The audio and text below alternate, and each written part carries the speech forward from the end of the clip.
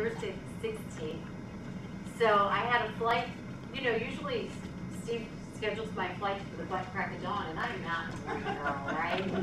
So usually I'm getting up at the, 4 o'clock in the morning and heading to the airport. So this time he's like, there's no rush to come back, so we'll schedule like 2 o'clock in the afternoon, you can sleep in, whatever. So what time is the C schedule? 8 o'clock, right? 8 o'clock is scheduled. So we book an entire another flight at like 6 o'clock or whatever. So I get into the airport at 8:40. The C-section is scheduled for 8 o'clock. But she said, Mom, it'll be a while before anybody can come in and see or whatever. So I'm like, okay. So I get to the airport at like right at 8:40, and he picks me up, and we're texting back and forth from the hospital, and nobody knew yet whether it was a girl or a boy, because Daddy's still in there, they're still doing the whole thing. We get there like 5 minutes before he comes out. So it was really perfect timing, but he's a perfect little boy, and I got to spend a whole week with him, and I'm totally in love. So we went to spend the night with him before we came here. We're leaving from here, going back to Atlanta. So it's a crazy new kind of love. How many have grandchildren? It is crazy, isn't it? It is. I don't know. People would tell me, you will never understand this kind of love, and it's true. It's like I don't understand it at all, but it has changed my world, and I'm still trying to adjust to, is it time to retire? Knowing that I have like $100,000 of student loans left, so my husband says, no, it's not time to retire. I'll retire at 110. Okay, so I really appreciate, Colleen, you talking this morning and shining your light so that others like myself have had the courage to do this. I've never done speaking until OH. It gave me a chance about 4 years ago, and now that is kind of the direction I'm heading, and I am just very grateful to OH and you guys for being here this morning, or I wouldn't have anybody to talk to. Okay, so we're going to talk about balance, and Colleen's talk, led right into what I'm going to talk about today. And this is going to be kind of light and interactive because after all, we are on a vacation, right? So we're going to talk about balancing life after weight loss surgery. And in Eat It Up, I talk about centers of balance because I believe, and how I got into the weight loss field was I was in recovery from alcohol and drug addiction. And when I started doing evaluations, it's like, this is exactly like recovered from alcohol and drug addiction, the things you have to do. Because obesity negatively affects every area of your life, just like addiction does. And so I thought, we have to find balance in all areas of life after weight loss surgery, just like after treatment for alcohol and drug addiction, because every area of your life changes after weight loss surgery. So we're going to talk a little bit about those areas, and what I want you to think about, what we're going to do with this piece of paper I handed out is where you were in each area prior to your weight loss surgery. How many are past the honeymoon stage? I know we have one currently in the honeymoon stage. Anybody else still in the honeymoon stage? Okay. So for those of you who are past it, you're going to be currently in it.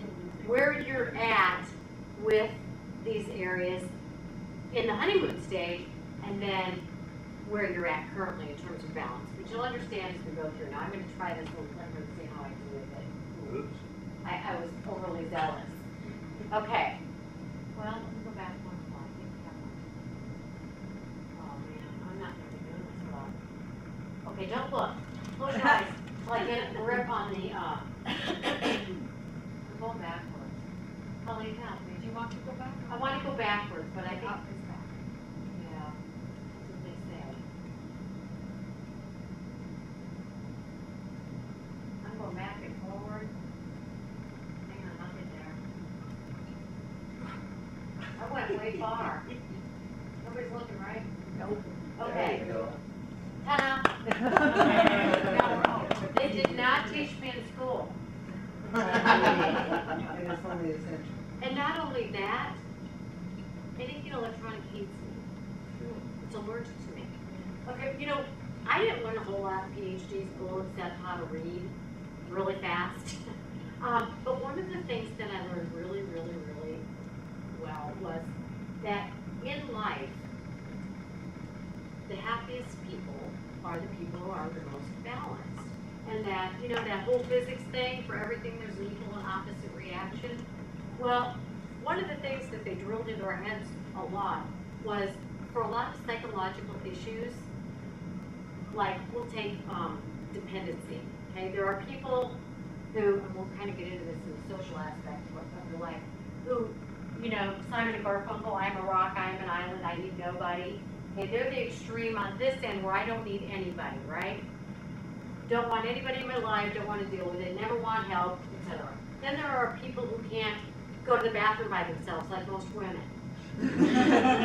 Or, you know, literally need somebody else to make all of their decisions. They're completely dependent on other people.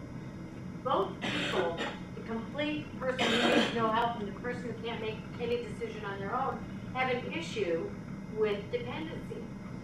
So the balance is being able to say, I am capable, I am competent to do some things on my own, but I also need help in life. So in most things in life, we want to strive for the balance in the middle and not have an extreme.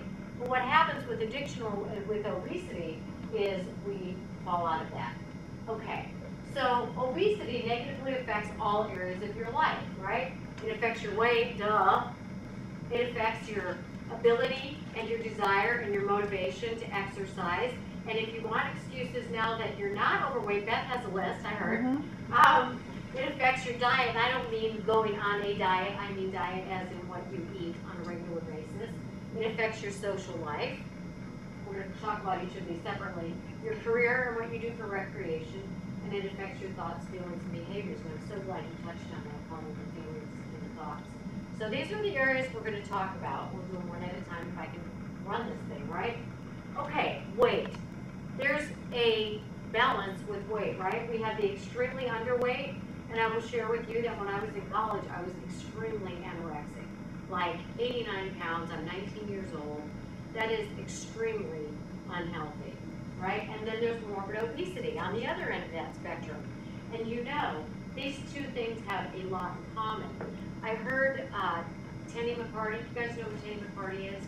Yeah, there was a show on Oprah's network called Addicted to Food, and really, really good. And Tenny McCarty is this therapist who works with eating disorders all along the spectrum.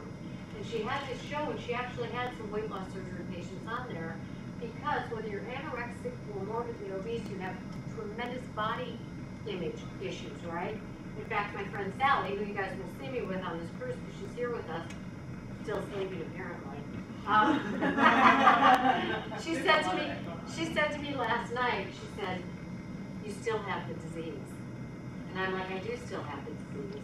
I still have the body image stuff and the, you know, oh my God, I always joke about my right thigh, because, and I write about my right thigh. When I still have days where I feel like I am a walking right thigh, where anybody who looks at me will clearly go, my God, look at that woman's right thigh.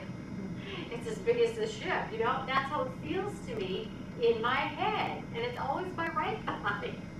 And honestly, my right thigh is bigger than my left, I've measured. But it haunts me sometimes, and it torments me sometimes. And when that happens, this person is acting out inside of me. But the problem is, now I use it as a signal to me that it's a red flag. There's something going on in my life that's bothering me, but it's really not my right thigh, but my right thigh gives me the message. So you can use your eating disordered thinking to let you know something else is going on with me.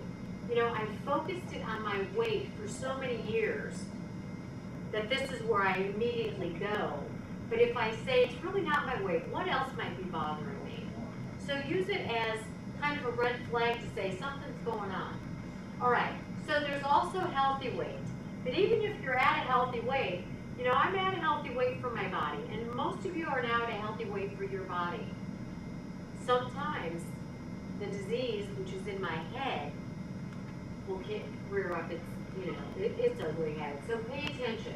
All right, let's talk about this. The consequences of weight. Now, the extreme, whether it be underweight or overweight, but extremely underweight, the consequences of that, now I'm not so full, moving up here a little bit, get the adrenaline flowing. Consequences, now tell me, think with me here, because I just jotted a few down as they came to my head, but there are health problems when you're extremely underweight, right? Like people die from that stuff. You have extremely low energy. You have social stigma. People look at people who are anorexic in the same way that they look at people who are morbidly obese, right? Who's not talking about Angelina Jolie's weight right now, or Demi Moore's, you know? Who's not talking about their extreme low weight? What are some other consequences? Do you know my teeth? I got 14 cavities that year because my teeth were so weakened because I wasn't getting enough nutrition. I'm sure there were consequences to the capacity of my brain to think clearly. So there are a lot of unhealthy consequences. If you're underweight, you know, there are some health problems. Social attitudes, actually, in our society, it's probably looked at as a good thing, right?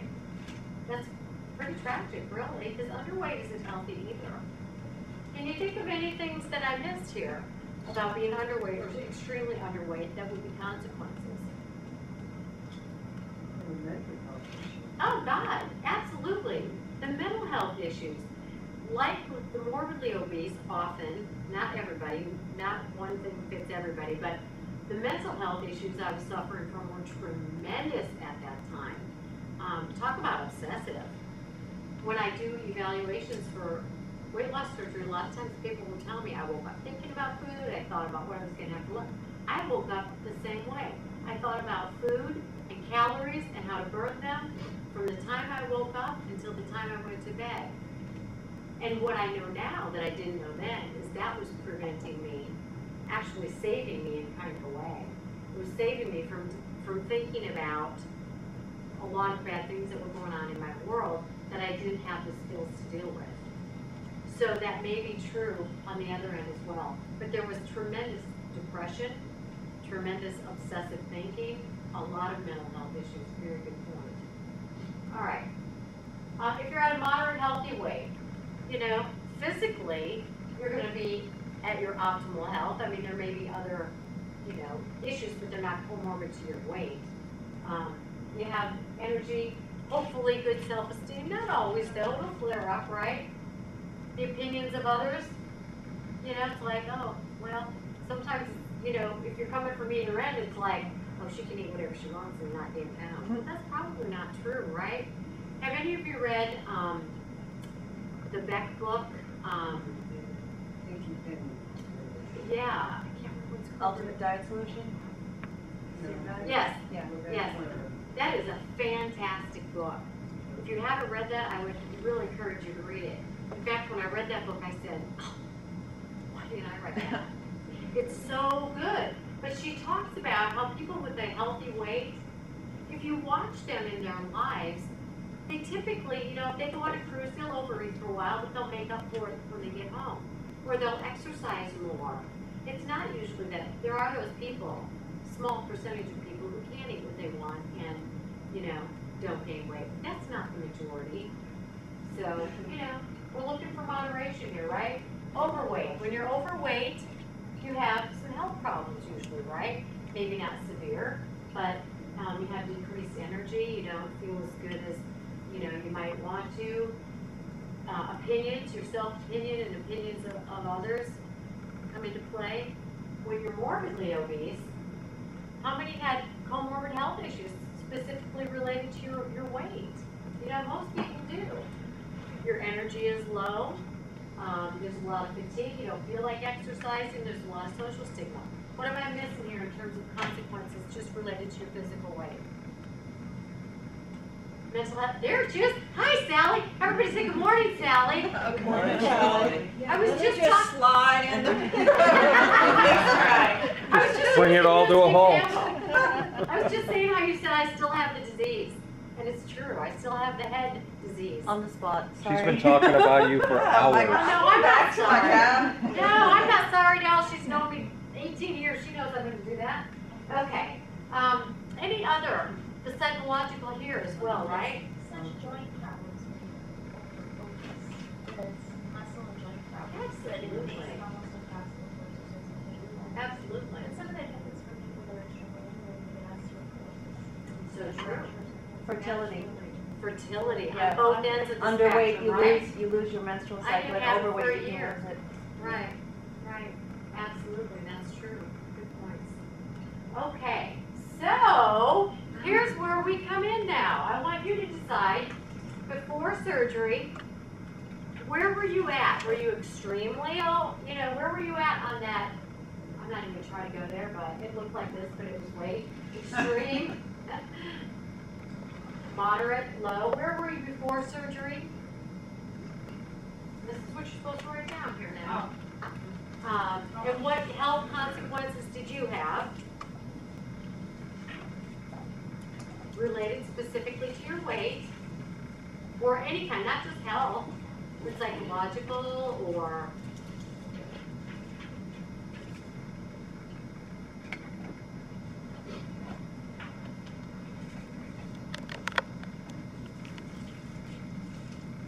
during the honeymoon, were you?